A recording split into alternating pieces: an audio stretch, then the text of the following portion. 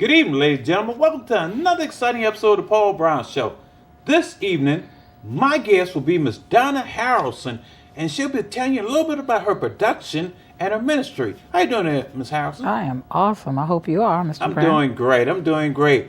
Tell the audience a little bit about yourself. Again, my name is Donna Harrelson. I am the owner of Transforming Souls Drama Ministry / Productions.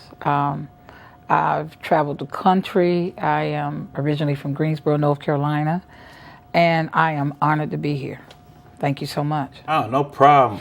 Okay, Transforming Souls Drama Ministry and Production.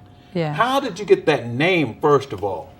Transforming Souls Drama Ministry Productions actually comes from a dream. Okay. I had a dream where I was walking through a forest, and at the end of the forest, I followed a light, and at the end, there was a swimming pool. On the steps of the pool were 3 dead babies. A voice behind me said, "Go into the pool, knee deep, rinse the babies off, and the babies will come to life." I did that, and each time I did that, I would sit the baby down, and the babies would come to life. The last baby that I did that to reached for me. Okay, I had no idea what the meaning of this dream was, where it was going to take me. I've asked everybody that I knew, including my pastor, what does this mean? Nobody could reveal what the dream meant. He said, God will reveal it. Just hold on to that. A year later, I had the same dream. And after I had the same dream the second time, a year later, my sister Judy passed. That was very hard, on our family. That was a tremendous loss. Judy was a beautiful person, awesome person. And it took a lot of us through changes. This loss took a lot out of all of us. And just when we were getting ready to get back on our feet, we had started to feel comfortable again. 10 months later, my brother Thomas passed. Mm-hmm. I said, okay, God, what's going on? Because I just didn't understand, what was happening. And again, as soon as we were comfortable again with him, a couple of years later, my sister Vanessa passed. Those were the 3 babies that I saw on the steps of the pool. Oh.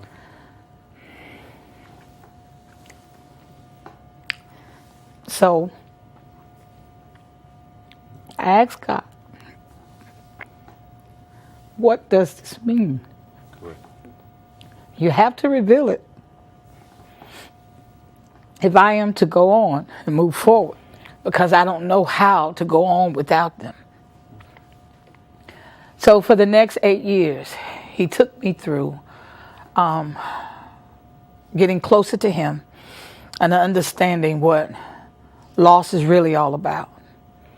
During this process of me going through the loss came my writing.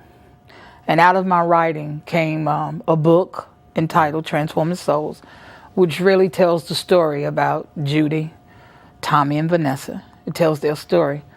But also it talks about my writings, the poetry, and that kind of thing. So after my book came out, I still felt kind of empty. There was still more that I needed to learn about what happened to my 3 siblings. And again, I started to go through a transformation. And the transformation not only existed in just ordinary, everyday life. My transformation started to exist in my writing, in my speech, in who I was. I became closer to God. I became a minister. And I started to do a lot of one-woman shows, all around Greensboro and that kind of thing. Okay. God wanted me to, in fact, go even further. So my poetry became stage plays. And when I started to do my stage plays, that not only did the cast go through transformations, but the audience went through transformations as well. So that's where Transforming Souls Drama Ministry comes from. That's awesome. That's awesome. How do you deal with the loss of your siblings? I take it day by day. I have a better understanding now of my loss, but I know all three. I know to be absent from the body is to be present with the Lord. I know that they made it in. And how that is confirmed for me is because when I had the dream, that dream gave me confirmation because I was able to see their transformation, which again is another thing another part of where transforming souls come from. I was a witness to that transformation. So I deal with it. It's hard to talk about still sometimes. Correct. But enough time has passed to where I'm at peace with it now because I know they're okay. So with your Transforming Souls drama ministry, what does it do for you? Well, what it does for anybody that comes to see one of the plays that Transforming Souls production put on, it takes the people or the person through a transformation. We do stage plays, and I tell a little of my siblings' stories in the plays, but we do stage plays on domestic violence, sexual abuse, suicide, gangs, human trafficking, you name it. And sometimes people say, well, that's so dark. No, it's not dark. It's presented as being dark in the beginning, but we always take the audience to the light to get delivered from some of these things, the abuser as well as the abusee.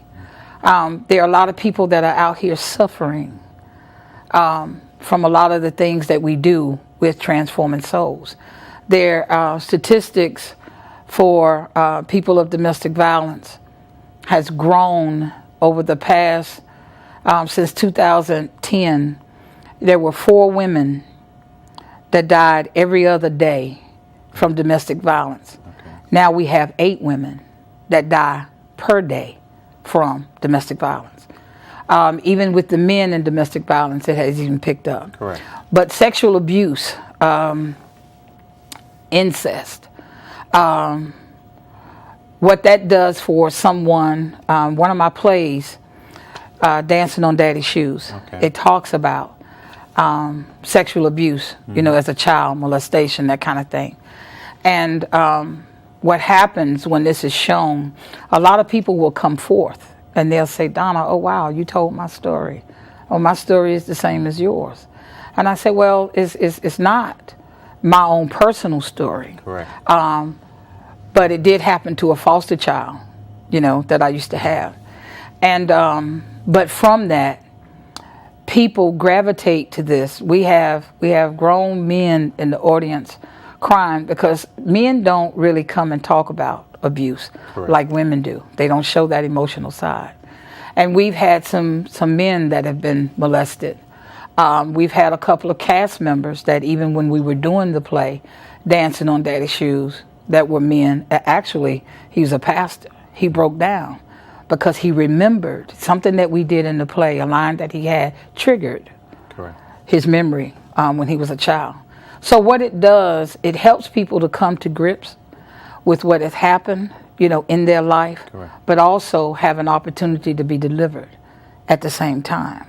There are so many hungry people that are trying to get saved from so many different things that go on in the world that they might have had happen to them as children, and it affects them in their in their adulthood. So, and that's what these plays do. They pull that out, what somebody may be suffering from, or what they may know somebody that's suffering from something. So it's awesome. They're awesome to see. You got to come and see one. Oh, I will. How long have you been doing this?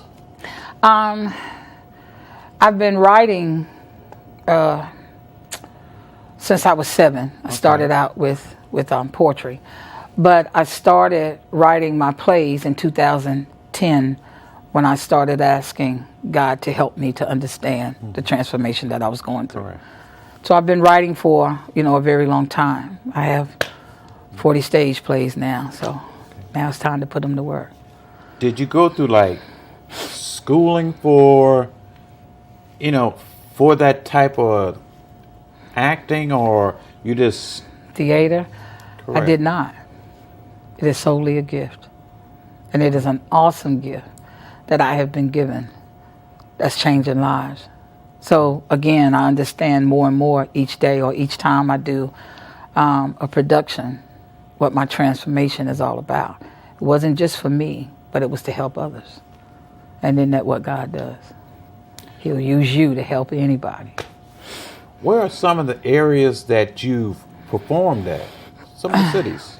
Some of the cities are Greensboro, Winston, Durham, High Point, North Carolina. But I've gone international. Okay. Dancing on Daddy's Shoes was done in Seoul, Korea. Mm-hmm. I've been to Las Vegas. We did Dancing on Daddy's Shoes out there. So we've traveled, a bit. Okay. Yes, sir. So when you see other playwriters, I know we have one real big one that we all look when we say playwright. What do you see like the difference between what they do and your shows? Well, mine comes from within, and I write what I hear. Mm-hmm. And God has given me the ability to touch the heart, of people, because people are willing to make changes in their life or what have you. And what I see with other playwrights, they may have the ability to touch others. And I really don't want to downplay any other playwright because I think they're all good in their own right. But I think sometimes we as playwrights can make it more about us than we can trying to help other people, and that's where we fail. Or we can make it about the money, the finances, when it's really not. It's really about, helping a soul be saved. Well, in our society, we see so many people dealing with these type things, issues, just like I said, domestic violence, abuse, sexual abuse and stuff. And some people commit suicide. You got bullying. A lot of people, they can't deal with it. Absolutely. So what would make a person give up like that? I know that's a kind of like each individual are different. Yes. But, it has to be something that really makes that person.